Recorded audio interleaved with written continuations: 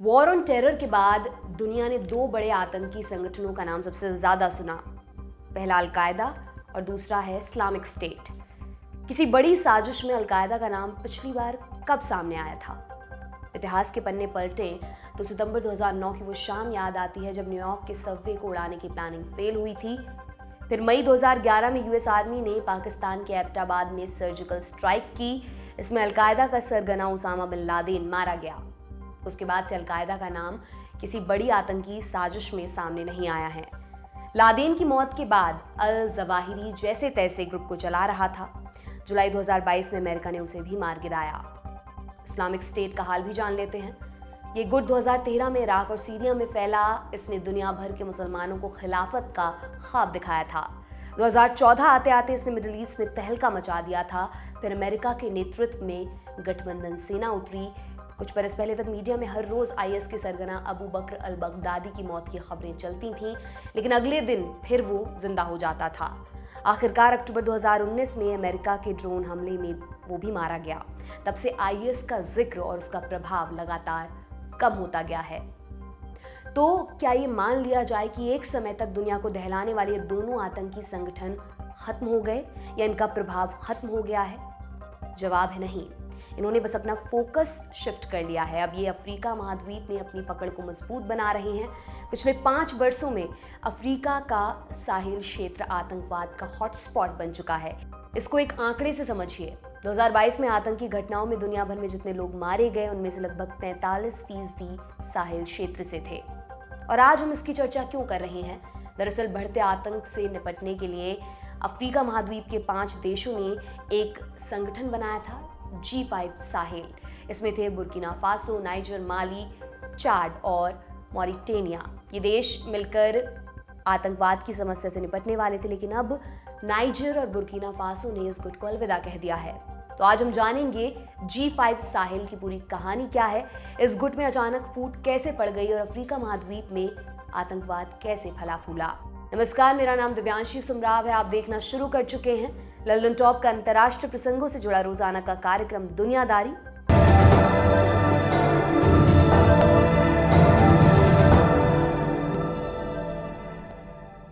सबसे पहले आपको साहिल रीजन के बारे में बताते हैं। साहिल अरबी भाषा का शब्द है। शाब्दिक अर्थ होता है तट या किनारा। धरातल पर सहारा रेगिस्तान और सवाना के घास के मैदान के बीच के इलाके को यह नाम दिया गया है।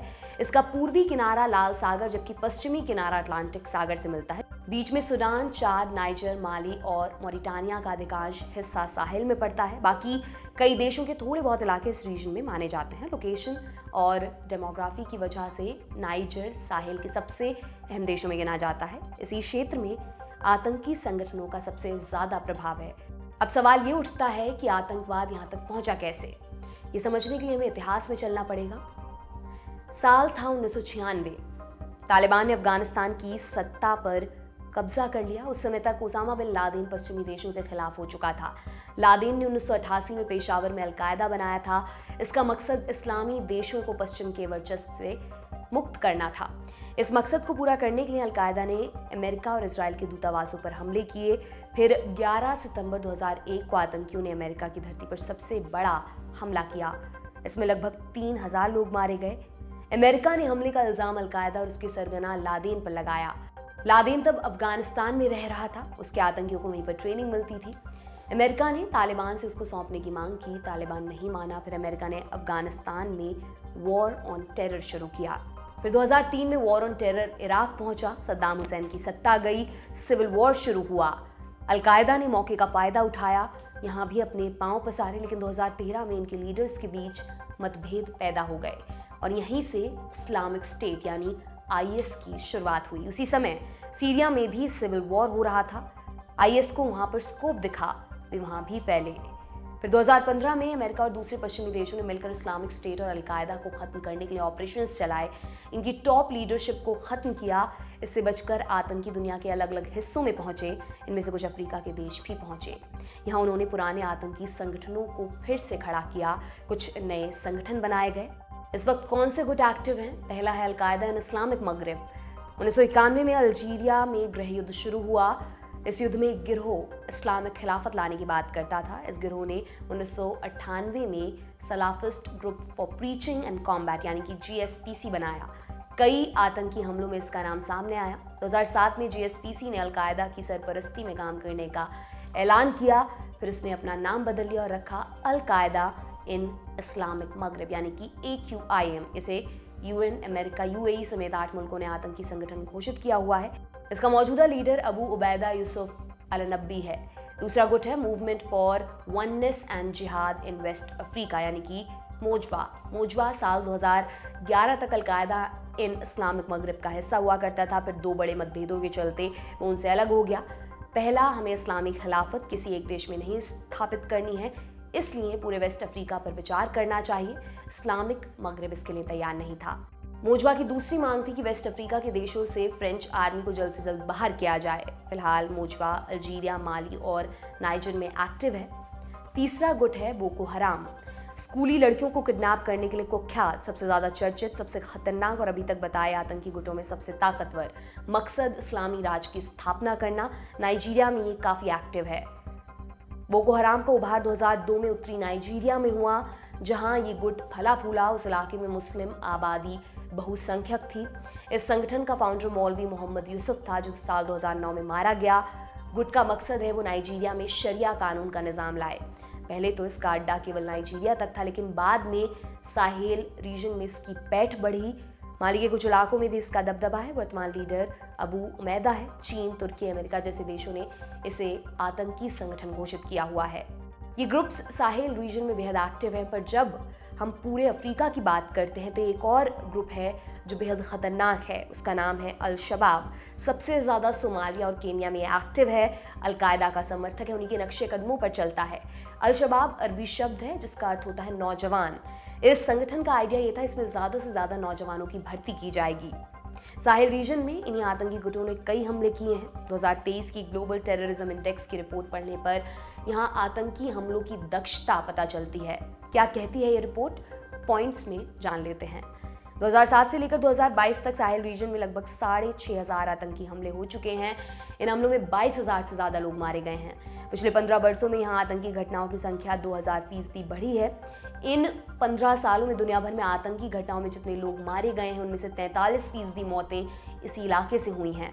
दुनिया के टॉप 10 आतंकवाद से ग्रसित देशों में से 4 साहेल रीजन से हैं। साहेल में बढ़ती आतंकी घटनाओं के चलते 2014 में 5 देशों ने G5 साहेल की स्थापना की। इन देशों ने अफ्रीकन यूनियन की मदद से एक जॉइंट मिलिट्री बनाई, साथ ही यूनाइटेड नेशन सिक्योरिटी काउंसिल से मदद की गुहार लगाई। फ्रांस ने भी UNSC से अलग से दरख्वास्त की। अफ्रीका के कई देशों में फ्रांस का उपनिवेश रहा है। आज़ादी के बाद वो वापस तो चला गया, लेकिन अभी भी अपना फ़ायदा यहाँ से लेता रहता है। फ्रांस पर जहाँ से कई तरह के खनिज सस्ते दाम में खरीदने के आरोप लगते रहे हैं, इसलिए वो G5 साहेल की मदद के लिए अतिरिक्त प्रयास करने लगा। UNSC से मंजूरी मिली और इन देशों की रक्षा के लिए मिलिट्री पर्सन भी दे दिए गए।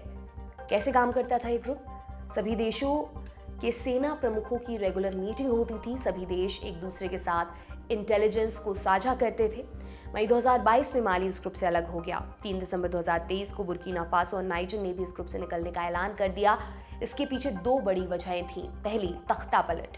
पिछले 4 से 5 सालों से साहेल रीजन के देशों की चर्चा तख्ता पलट की वजह से खूब हुई है। कुछ तारीखों पर गौर कीजिए। अप्रैल 2021 में चाद के राष्ट्रपति इद्रिस डेबी की मौत के बाद उनके बेटे और सेना में जनरल मोहम्मद डेबी ने सत्ता हथिया ली। कानूनन संसद के स्पीकर को राष्ट्रपति बनाया जाना था। मोहम्मद ने अभी तक चुनाव नहीं होने दिए हैं।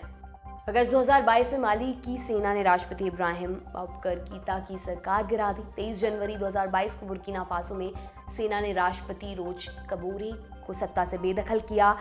फिर अंदर खाने विद्रोह हुआ। महज 8 महीने बाद सेना के दूसरे धड़े ने एक और तख्ता पलट कर दिया। 26 जुलाई 2023 को नाइजर के राष्ट्रपति मोहम्मद बजूम को हिरासत में लिया गया। फिर सेना ने तख्ता पलट कर सत्ता अपने हाथ में ले ली। गौर कीजिए, तारीखें 2020 से लेकर अब तक की हैं। पिछले 3 साल में सेंट्रल और वेस्ट अफ्रीका में कम से कम 9 बार तख्ता पलट की कोशिश हो चुकी है। अधिकतर मामलों में तख्ता पलट सफल रहा। इसी वजह से इस इलाके को अंग्रेजी में कू बेल्ट का नाम दिया गया है। जानकार कहते हैं कि तख्ता पलट के बाद यहाँ के शासकों को वेस्ट दुनिया की खरी खरी सुननी पड़ी। उन पर जल्द ही लोकतंत्र बहाल करवाने का दबाव था। G5 वैसे भी UN के सपोर्ट से चल रहा था, इसलिए उन्होंने इस ग्रुप से कन्नी काट ली। दूसरी वजह फ्रांस के प्रभाव से जुड़ी हुई है। इस ग्रुप पर फ्रांस का खासा असर था, उसके कई सैनिक इसका हिस्सा थे। बुर्किना फासो और नाइजर ने कहा कि इस ग्रुप से फ्रांस अपने हितों को पूरा कर रहा था, इस ग्रुप का कोई मतलब नहीं रह गया था, इसलिए हम इससे अलग हो गए। तीसरी वजह एक डिफेंस पैक्ट से जुड़ी थी। तख्तापलट के बाद ECOWAS यानी Economic Community of West African States ने जल्द से जल्द लोकतांत्रिक सरकार बनाने को कहा। यह भी कहा कि अगर नहीं किया तो हम सेना उतार देंगे। इसी के चलते माली, नाइजर और बुर्किना फासो ने सितंबर 2023 को एक डिफेंस पैक्ट साइन किया। जानकार इसे भी G5 से निकलने की एक वजह बताते हैं। अब कुछ अपडेट्स भी जान लेते हैं। कतर ने इजराइल पर लग रहे नरसंहार के आरोपों की जांच की मांग की है। कतर इजराइल हमास के बीच मध्यस्थता करवा रहा है। उसी की पहल पर पिछले दिनों 100 से अधिक बंधक रिहा हुए थे। दूसरा अपडेट इजराइल से है। इजराइल के प्रधानमंत्री बेंजामिन नेतन्याहू पर भ्रष्टाचार केस की सुनवाई फिर से शुरू हो गई है। जंग के दौरान लागू आपातकाल के चलते सुनवाई रुकी हुई थी। पीएम नेतन्याहू पर फ्रॉड, रिश्वत लेने और ब्रीच ऑफ ट्रस्ट यानी भरोसा तोड़ने के आरोप हैं। इन्हें केस 1000, 2000 और 4000 के नाम से जाना जाता है। नेतन्याहू पर लगे आरोप सही साबित होते हैं तो उन्हें रिश्वतखोरी के मामले में 10 सालों तक की जेल और जुर्माना या दोनों एक साथ हो सकते हैं। फ्रॉड और ब्रीच ऑफ ट्रस्ट मामले में 3 साल तक की सजा का प्रावधान है। तीसरा अपडेट वर्ल्ड बैंक से जुड़ा है। वर्ल्ड बैंक पर आरोप है उसने स्कूलों की एक ऐसी श्रृंखला को फंडिंग दी जहां साल दर साल बच्चों का यौन शोषण किया गया। ब्रिटिश अखबार द गार्डियन की रिपोर्ट के मुताबिक वर्ल्ड बैंक की यूनिट इंटरनेशनल फाइनेंस कॉर्पोरेशन ने ब्रिज इंटरनेशनल अकेडमीज को फंडिंग की।